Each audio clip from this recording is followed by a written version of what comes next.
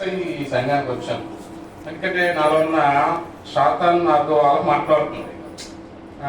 నేను చదువుపరంగా ఒక 4-5 పీజీలు చదువుకొని నేను అంతకుముందు దహించట్ని జాన్ మినిస్ట్రీ రాజమండ్రిలో ఉన్నప్పుడు వెళ్ళేవాడిని. అక్కడ నేను పార్టీ పరిచయం కూడా చేసేవాడిని. అందరిని బట్టి నాకు పల్లెటూరులో సంఘాలకి చిన్న సంఘాలకి కనబడుతూ వాళ్ళు సేవ చేసే వాళ్ళు పెద్ద జ్ఞానం కలిగి ఉండరు, ఏదో బైబిల్లో 4 రోజులు ట్రైనింగ్కి వెళ్ళి వచ్చి ఇక్కడ ఒక మందం వ్యక్తుంటాం అనుకొని అదే యాటిట్యూడ్తో నాలో ఉన్నటువంటి ఇంట్లో నాలో జ్ఞానం నాకు మైండ్ వర్క్ కొలిచేస్తుందంటే చివరిలో కూర్చొని పెద్దగా మైండ్ కాన్సన్ట్రేట్ చేసేవాడిని కాదు వాక్యాన్ని.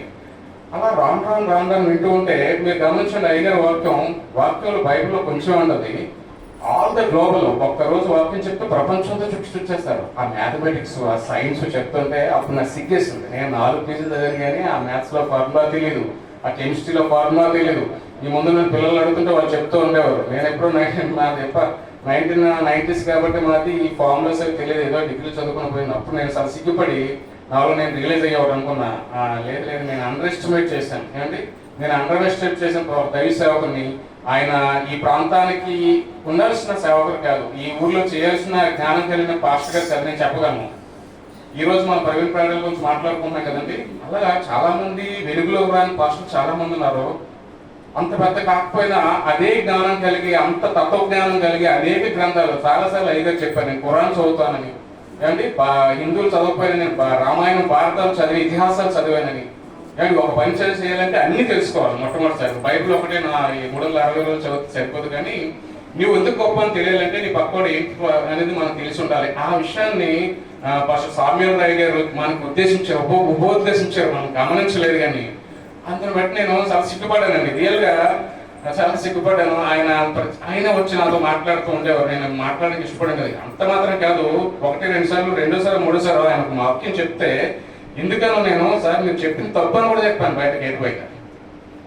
మరి ఆయన పొరపాటుని చెప్పారో నేను పొరపాటు అన్నాను తెలియదు. ఆయన అన్నారు, అంత పెద్ద పాస్టర్ ఏంటి? లేదు బాబు నేను తప్పు చెప్పలేదు, కావాలంటే రా చూపిస్తాను రెఫరెన్స్ అనలేదండి. ఓహో తప్పు చెప్పాను బాబు, నేను చాలా స్కాలర్స్ బుక్స్ చదువుతూ ఉంటాను, మేబీ అందులో అలా రాసిందేమో అన్నారు. ఆ తర్వాత నేను రిలీజ్ అయినప్పుడు అంత పెద్ద ఆయన, మంచి గవర్నమెంట్ పబ్లిక్ సర్వీస్ చేసిన ఆయన, ఎంతో మందికి ఫైనాన్షియల్ ఆర్గనైజేషన్ అంటే మీకు బ్యాంకులో పనిచేయడానికి చాలా స్ట్రిక్ట్ విషయం అండి, టీచర్లా కాదు. అయితే ఇంత వెలిసి కూడా ఆ రోజు నేను మీరు తప్పు చెప్పారని చెప్పినప్పుడు ఆయన లేదు బాబు ఎందుకు అలా చెప్తాను, నేను రెఫరెన్స్ ఇవ్వడానికి ప్రయత్నం చేయలేదు. కానీ నేను చాలా మంది స్కాలర్స్ బుక్స్ చదువుతాను, బహుశా నేను అక్కడ చూసి చెప్పుకుంటాను బాబు, కరెక్ట్ చేసుకుంటా అంటే కరెక్ట్ చేసుకుంటా ఆయన నోడుతా అనలేదు కానీ చూద్దాం అన్నారు. ఆ తర్వాత నేను రియలైజ్ అయ్యి అంటే నా మధ్య అంటే నాకు మైమర్పు ఎలా కలిగేసిందంటే నా జ్ఞానం అనే మైమర్పు నాకు అంధత్వాన్ని కలిగేసి నేను అండర్ ఎస్టిమేట్ చేసి తర్వాత ఆయన దగ్గరికి వచ్చి ఆయన నాతో మాట్లాడుతూ ఫోన్ చేసి బాబు మీరు కూడా క్యాలెండర్ వాక్యాలు ఇవ్వండి, బంగారు వాక్యాలు ఇవ్వండి, మీరు కూడా బంగారు వాక్యాలు ఇవ్వండి, లేదా మీరు కూడా ముందుకు వచ్చి కూర్చొని ఆయన మాట్లాడుతుండేవారు. అలా రాను ఆయన చాలాసార్లు చెప్పారు. నేను కూడా నించున్నప్పుడు ఒకసారి నేను గుడ్ ఫ్రైడే మాస్టర్ అయితే మాట్లాడినప్పుడు బాబు మీకు దేవుడు పిలుచుకుంటారు మిమ్మల్ని అని అన్నారు. అంటే నాకు ఆశ్చర్యం వేసింది. అప్పుడు కూడా నేను నమ్మలేదు, దేవుడి చిత్తం అయితే ఏదైతే అనుకుంటున్నాను. అయితే ఆయన ప్రత్యేకించి ఒక విశ్వాసగా మనం మందిరానికి వచ్చినప్పుడు వారిలో ఏ తలంతులు ఉన్నాయో వారు ఏ రకంగా ఉపయోగపడతారో చర్చస్కి ఆ రకంగా ఆయన ఎంకరేజ్ చేయడం మీరు గమనించండి. మీరు ప్రతి ఒక్క వ్యక్తిగత జీవితాలు మీరు చూసుకుంటారు. ఎందుకంటే ఆ మనిషికి ఆ విషయాలు అవసరమైతే ఐదు చర్చలో వాడుకోవడం, లేదా ఆ మనిషికి జీవితంలో పలానా లోటు ఉంటే దాన్ని కరెక్ట్ చేసి ఆ ముందుకు వెళ్ళడానికి ప్రయత్నం చేసి ఆయన చేసేవారు. ఆయన ఒక ఫాస్ట్ రైడ్ కాదు, కానీ మన ట్రూ గాస్పెల్ సభ్యులకు మంచి వెల్ విషర్ అని నేను చెప్పగలను. మంచి పర్సనాలిటీ డెవలప్మెంట్ చెప్పే క్లాస్ చెప్పే అన్ని రకాలు ఏది కాదు అన్నింటిలో కూడా ఆయన జ్ఞానం మీకు తెలిసినప్పుడు మీరు వాక్యాలు వినుంటే ఆయన ఇందులేదు అందెందుకు కలడన్నట్టుగా ప్రతి దాంట్లోనే ఆయనకు అవగాహన ఉందండి.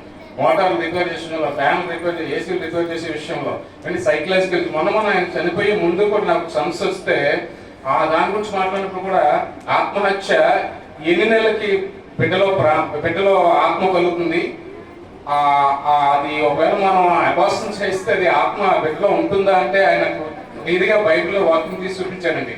5 నెలలు దాటిన తర్వాతనే ఆ శిశువులోకి ఆత్మ వస్తుంది, అప్పటివరకు కదా అబార్షన్ అదే ఆత్మ ఖచ్చితంగా రాదని చెప్పి ఆ విషయాన్ని నేను ఎక్కడ ఎత్తినా కానీ నాకు సమాధానం దొరకలేదు. పాస్టర్ సామ్యూల్ రాజు దగ్గర నాకు దొరికింది. ఎందుకు బట్టి నేను నీతిమంతులు జ్ఞాపకం చేసుకున్నట్టు శ్రేయస్కరం మంచిది అన్నట్టుగా ఈ అవకాశం పాస్టర్ గారు మమ్మల్ని తెలియజేస్తున్నాను.